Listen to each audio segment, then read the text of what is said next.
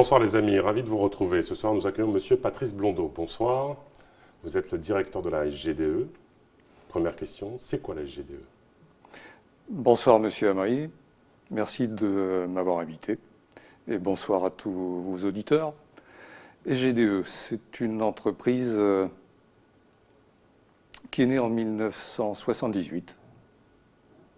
Donc nous allons fêter en octobre ses 40 ans. Ah, déjà c'est une bonne information, c'est bien. Avant sa naissance, son activité était intégrée au sein d'EDF.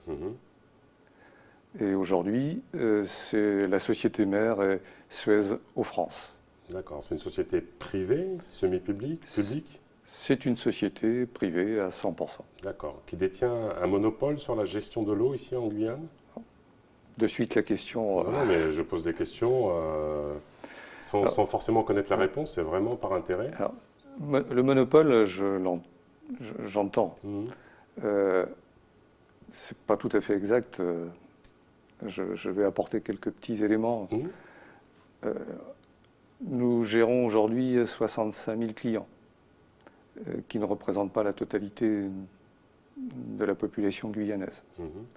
Certaines collectivités ont encore choisi de rester en régie. D'accord. Et le terme de monopole,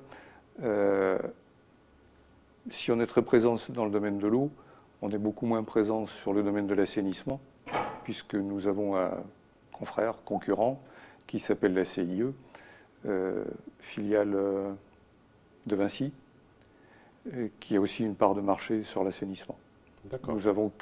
Nous gérons 27 000 clients en assainissement, donc pour les 65 000 clients en eau. C'est un peu une forme de délégation de service public que vous avez? C'est une délégation de service public. D'accord. En fait, et c'est pour ça que je réponds aussi à la question du monopole, on répond à des appels d'offres. D'accord, comme tout opérateur. Comme tout opérateur. On est astreint à un cahier des charges avec des obligations et des pénalités si on ne les accomplit pas. Combien d'employés à la SGDE? Nous serons bientôt 150. D'accord. Vous êtes partout sur tout le territoire? Présent sur l'ensemble du territoire guyanais. D'accord. C'est important, je me permets de dire que nous privilégions bien évidemment le recrutement parmi les résidents sur le territoire. Et je vais même profiter de l'occasion pour dire que dans le cadre du développement que nous connaissons, nous sommes en train de recruter 10 personnes. Quel profil? Écoutez bien, les amis. De tout profil, puisque nous allons créer, si vous me donnez l'opportunité, j'en parlerai tout à l'heure. Allez-y, non, c'est important. Nous allons créer plusieurs unités pour nous développer dans le numérique. On veut se transformer par rapport au numérique pour améliorer la relation client et pour aussi permettre de faire face au développement des infrastructures. La Guyane se développe, il y a de nouveaux équipements, donc il nous faut de nouveaux opérateurs. Ça commence maintenant, la campagne de recrutement? Elle est commencée. Bon, un certain nombre de postes sont déjà présents à Pôle emploi.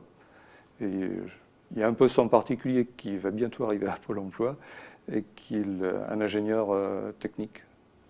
Bon, que celui qui est intéressé mentionne la notion d'ATV, histoire de pouvoir bénéficier d'un accès plus rapide.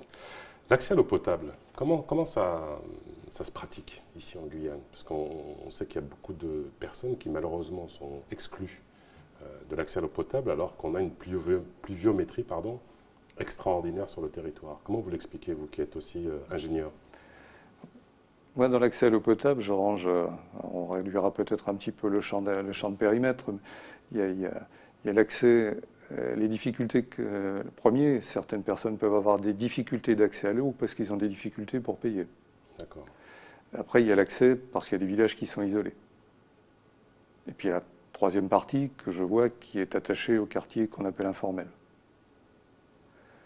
Alors pour ceux qui ont des difficultés à payer, qui habitent en zone urbaine par exemple, il n'y a pas dans le cahier des charges qui vous est demandé, je veux dire, ce procédé qui consiste à alimenter en eau cet usager en dépit de ses éventuellement carences financières? C'est une marque de SGDE, on en entend parler sur les ondes, certains de nos confrères ont eu des positions un petit peu différentes. Nous n'avons jamais fermé un branchement pour impayé. Ça, vous le dites droit dans les yeux, vous n'avez jamais fermé un branchement pour impayé. Nous avons des recherches. D'accord. En travaillant avec les personnes qui sont concernées, pour les orienter vers les CCAS, pour établir avec eux des échéanciers de paiement. Centres communaux d'action sociaux. Pour établir des échéanciers de paiement. Et nous participons au titre du FSL, nous contribuons au fonds qui leur permet, à travers les CCAS ou à travers ce fonds, de bénéficier d'aide. Mais sur le fond, nous ne pratiquons pas de fermeture pour impayé. Sur une ville comme Cayenne, ce qui est intéressant, le réseau d'eau donc qui circule sous terre, il a quel âge à peu près je ne suis pas absolument sûr du chiffre, une quarantaine d'années, en moyenne. Et il est rénové, comment il est maintenu, la maintenance? Est-ce que vous avez des détecteurs qui vous permettent de détecter des fuites, détecter les tronçons qui mériteraient d'être changés? Enfin, moi, c'est le côté fascinant, quoi. Alors, comment ça se passe? Il y a une gestion du patrimoine.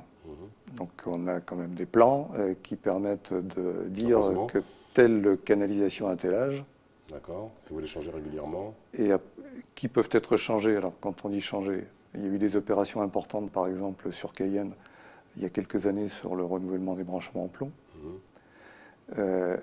Donc il y a une gestion du patrimoine qui est partagée avec la collectivité. D'accord. Au-delà de la connaissance des plans et de la connaissance de l'âge des canalisations, on effectue des diagnostics et on recense les interventions pour fuite. Une canalisation sur laquelle il n'y a pas eu de fuite pendant 10 ans sera moins sujette à une proposition de renouvellement qu'une canalisation qui conduit à des ruptures fréquentes de la continuité du service. Comment vous vous assurez que la qualité de l'eau, que vous n'êtes pas en train d'empoisonner les modestes citoyens que nous sommes? Bon, la qualité de l'eau, on est quand même sous surveillance. Et le premier point que je veux rappeler, c'est que le produit alimentaire qu'est l'eau est le produit en France est le produit qui est le plus contrôlé. Donc nous, opérateurs, on a l'ensemble des contrôles que l'on fait au niveau de la production, mais la surveillance est effectuée par l'Agence régionale de la santé, et c'est elle qui décrète où et quand elle va faire des analyses pour vérifier la qualité de l'eau. Et à ce jour, je pense qu'on peut établir que la conformité bactériologique est parfaite, et je n'ai pas vu dans les bilans faits par l'ARS l'émergence de risques. Donc les gens peuvent continuer à boire de l'eau? Je les invite, ne serait-ce que pour évoquer un autre domaine, qui est le prix. Parce qu'on dit toujours que le prix est trop élevé. Mais si on compare le prix d'un litre d'eau au robinet, qui est à Cayenne de 0,34 centimes, on est très loin du prix d'une eau minérale en bouteille. Eh bien, ce sera le mot de la fin. Merci de nous avoir rassurés, Monsieur Blondeau. Merci d'avoir participé à cette émission. Les amis, les programmes continuent sur ATV Guyane. Restez fidèles. Merci encore pour vos retours. Tchambé Red.